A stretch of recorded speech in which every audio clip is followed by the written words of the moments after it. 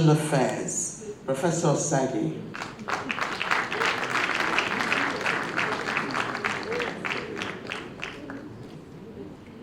Your Excellency, Right Honorable Boris Johnson, we would never forget this day in a hurry. This is the day Parliament came to Marriott Hotel. I'm sure that all of us who have had the opportunity and the privilege to see His Excellency on TV, getting all the bashing from the backbenchers, have seen the stuff that made him last for as long as he did. And I have also come to realize that if you find people who are in the humanities, especially people who come from the background of the arts and drama and music, and especially journalism, they are great, great leaders. You see, the perspectives that you bring to bear are perspectives that come out of the extra perceptory senses that are not so very common to all of us. Thank you very much, Your Excellency. Now, I'm particularly excited because today I have returned to the classroom. In 1967, John P. Nett wrote a little article entitled Bringing the State Back In. And listening very carefully to the former Prime Minister, I can see that there is a new kid in town.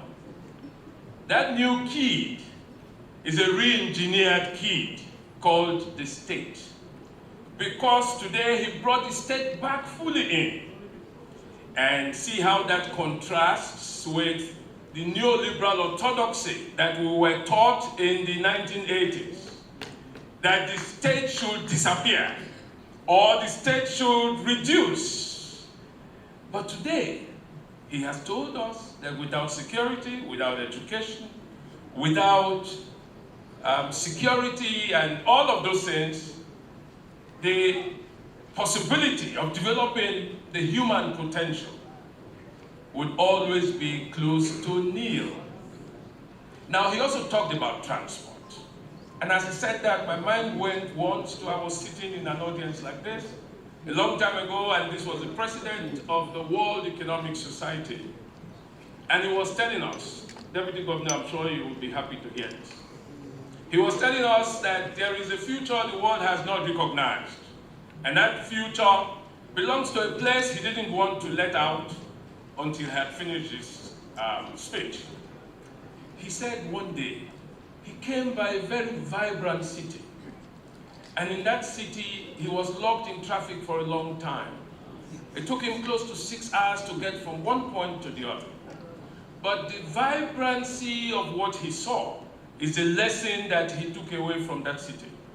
That it was possible to go to school, to go to hospital, to go to the market, and go to sleep, all in one journey of 6 hours. And he ended up saying that city is Lagos. Because he says, in the Lagos traffic, you will buy any human part that you're looking for. Anything that is essential commodity, you will get on the street. Now, but his lamentation was he hoped we would find in that Lagos a way to sort of put a proper perspective to a different dimension of life that Lagos offers. Don't drive the people from the streets, he says. Look for ways of strengthening the capacities that they are telling the world exist in other climes, in other areas. Don't let us always follow the mainstream. I think that's part of the message, that we have heard this morning from the Prime Minister about the essence of transportation. And I'm happy our former Commissioner for Transport is here. That transportation is key, is vital to all that we are doing. I'm also reminded of a Cameroonian anthropologist, Paul Unkui, who once at another conference said to us, when you people say there's recession in Africa, you don't know the barometer for measuring the health of your economy. He says, called Osagie. Osagie has a bridge from where you can cite human activity. He says the day you go to Osagie and you don't find those human beings, they know there's recession.